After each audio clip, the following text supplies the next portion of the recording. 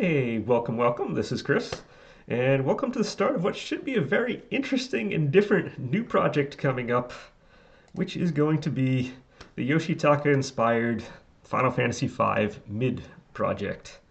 Which, if you've seen any of the other images and any other projects I've done before, or at least in the past, I have something like 16 or 17 other models I've done.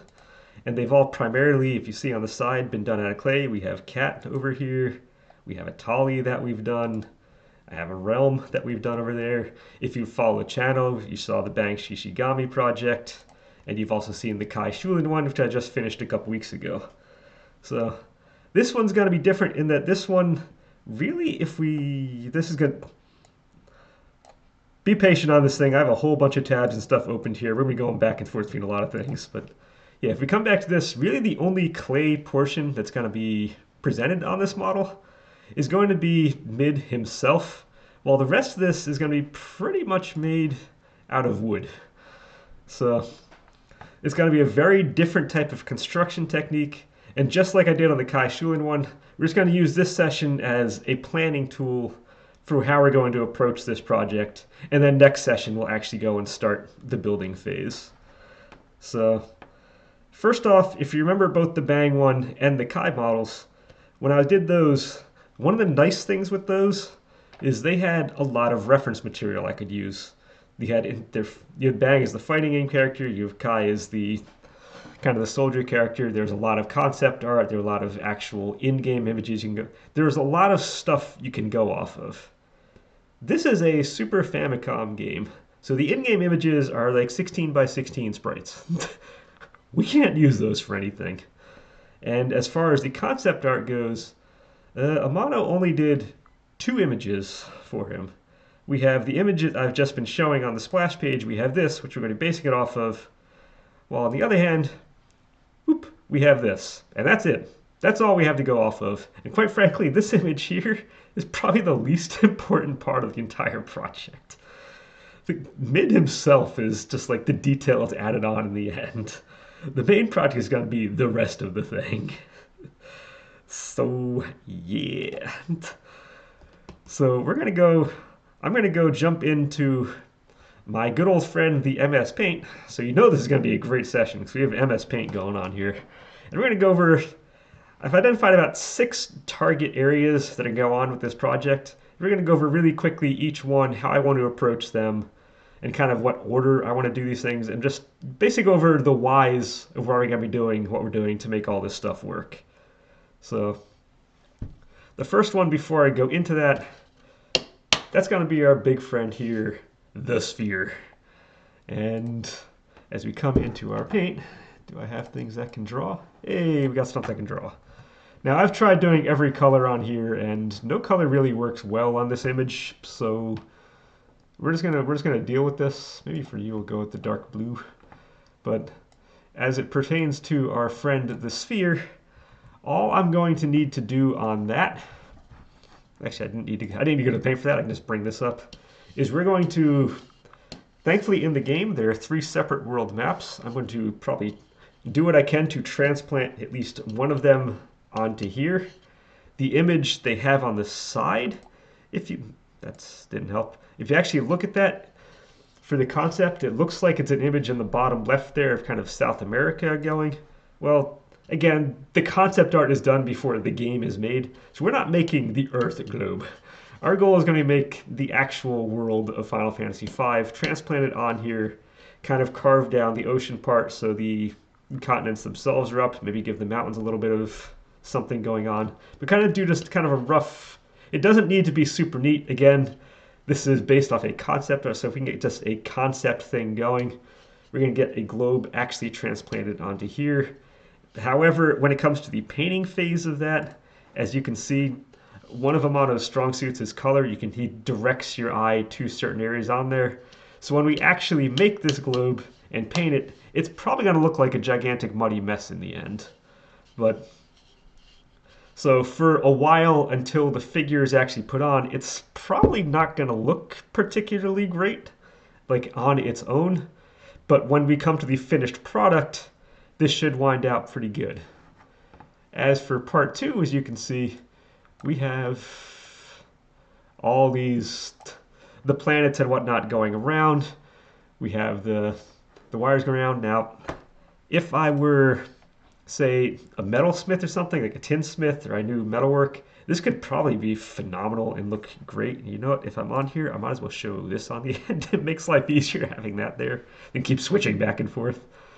But yeah, if we're doing the kind of globe part on top, again, my initial goal was taking some of these thinner dowels through a little bit of trickery and whatnot. We can make these guys into a circle. We can fit them in here. It does work.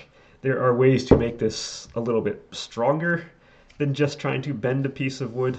Again, as I alluded to during the rifle making section of the previous project on how you can bend wood, and I think that was on the priming phase when all the little grains and stuff would stick up.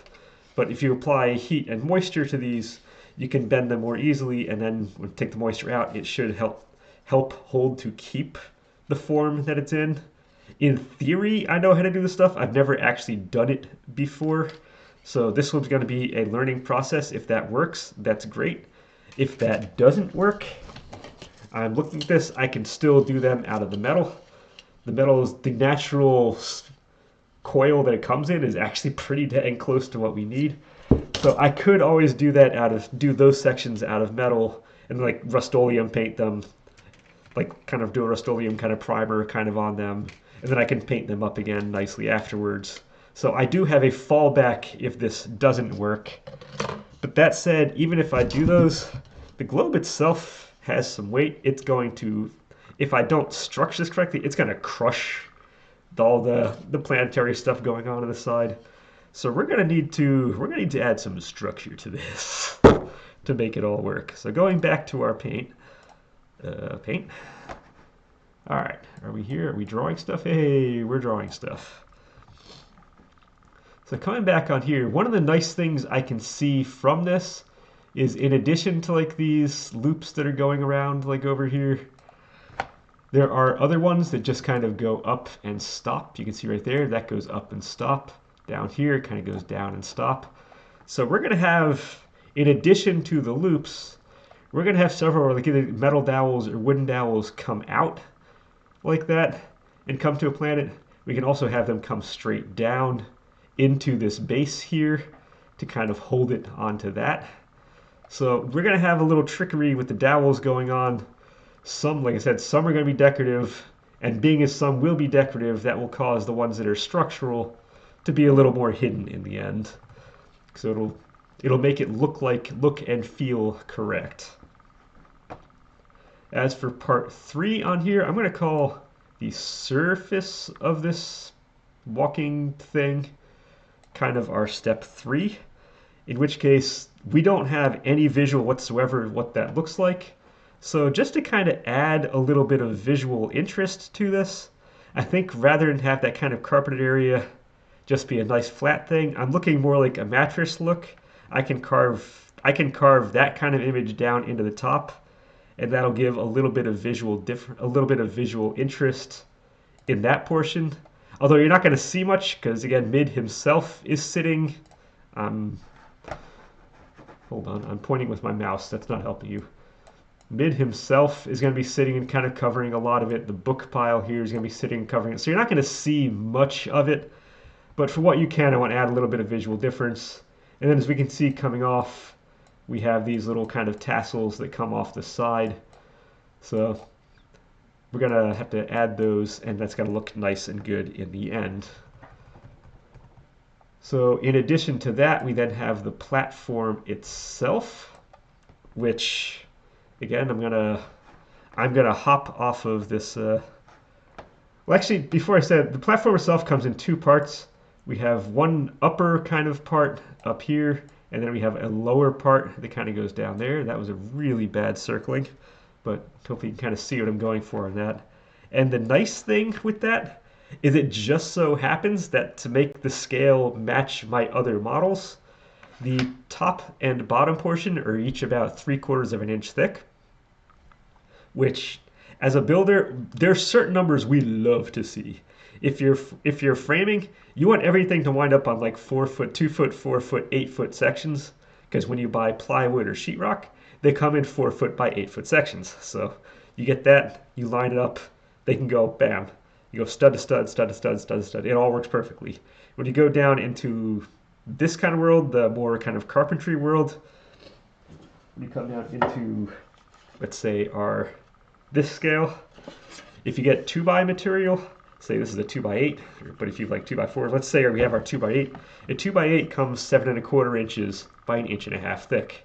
This is because when it's first chopped down, it's exactly 2 foot or 2 inch by 8 inch, and then in the drying process and whatnot, it shrinks down to the 7¼ and 1.5 inch. But these are always going to be 1.5 inch, so 1.5 inch stuff is nice to see. Trim boards. Trim boards come 3/4 inch thick. So this just so happens that our 3/4 inch thick here, we're going to have 2 layers of this. One layer for that top freeze and one layer kind of for the bottom mechanical stuff. And we can make those kind of separately and then adhere and glue them kind of to each other or attach them to each other. I can even screw in from underneath. There's enough material to work with on that to make that work. So that part is great. So coming back to our paint image, whoop, here we go. And this time I'm actually going to have this working. Yay, that's working. Boop. Okay, just drop that on the ground. Yeah, we don't need that circled. So if we're going to have this top surface have kind of that detail-y phase or kind of freeze on it, this middle portion down here is going to be relatively plain. There's not going to be much going on that. So that then when we come to the bottom part here, I can then, although it's kind of rendered a little more plain on that, I plan on putting maybe kind of carving a couple maybe pipes or a couple like wires or cords or stuff like that. I can carve a little more detail into that.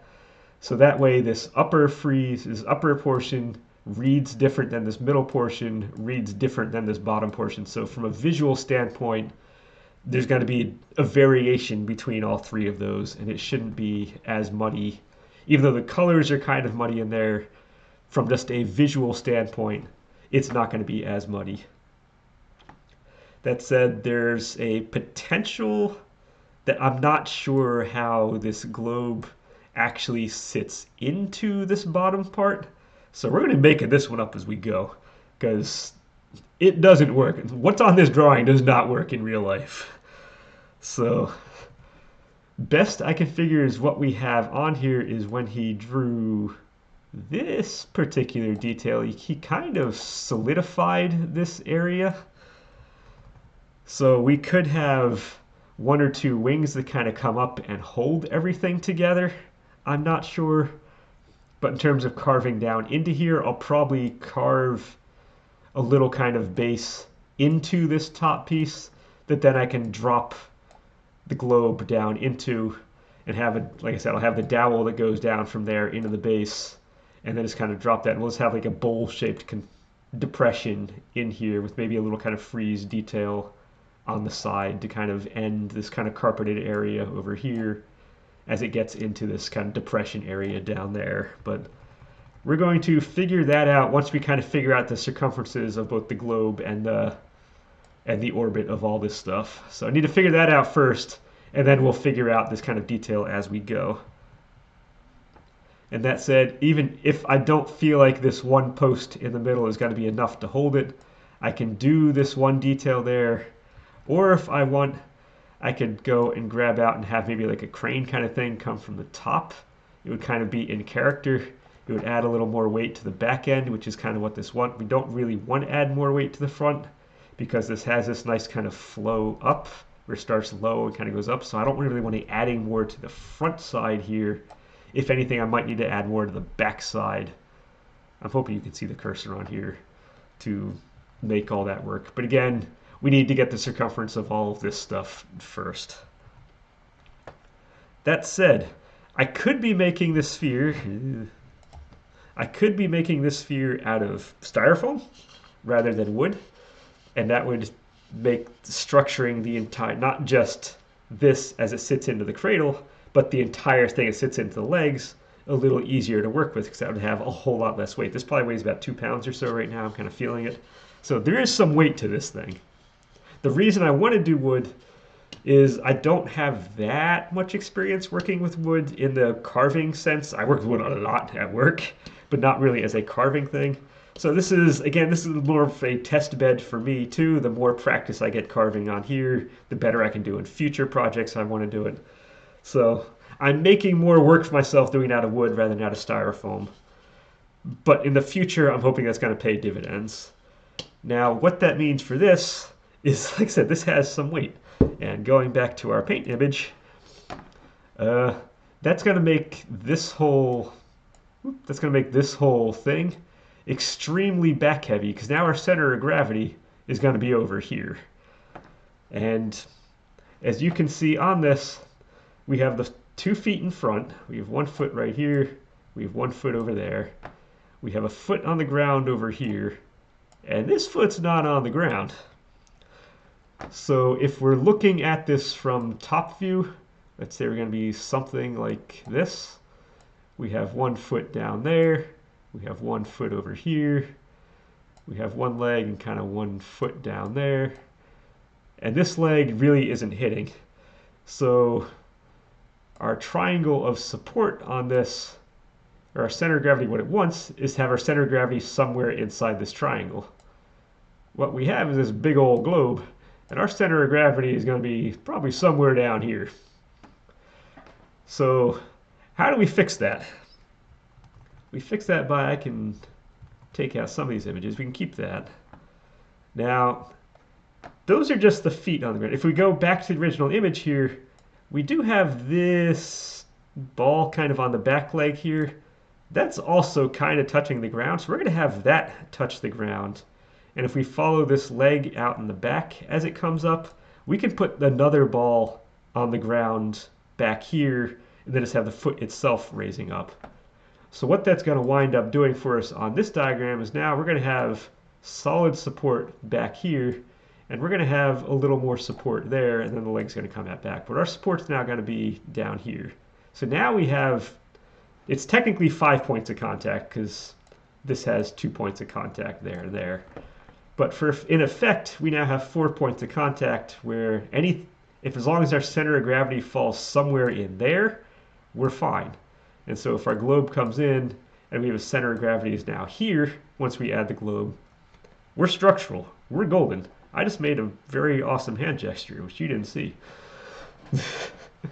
But that will make that work. So yeah, just having, let me go erase a whole lot of stuff real quick here because I have a whole gigantic, whoa, hello. Too far, too far. Home, resize, 150. Okay, here we go. Yeah, so just by adding this on the ground and in the background having that part on the ground, that will solve the structure issue. And that said, each of the legs themselves, again, if I knew any kind of metallurgy, if I were like a tinsmith, something like that could be made really, really cool. It could be mechanical. This isn't going to be mechanical in the end. It's going to look, I'm going to try to make it look mechanical. But in the end, this will be a static object.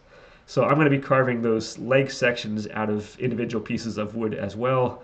And then we're going to figure out a way to make them kind of attach into,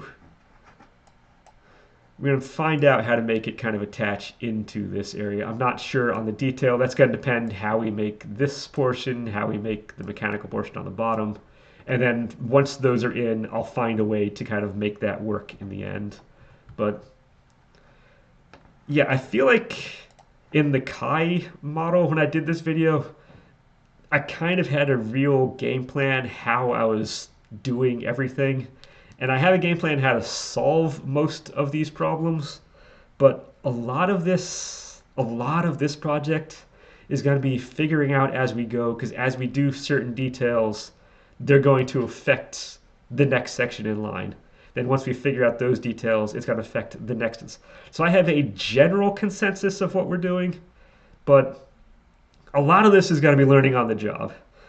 And that said, when we come to the end of the whole thing, we do have, if I just move you over, we do have mid over on the side there. He's going to be just a kind of a clay figure in the end, and he shouldn't be any issue. I said the bag project took around, I think between on and off camera, that was probably about 50 hours. The Kai one, between if you add in all the off camera stuff, that was probably over 60 hours.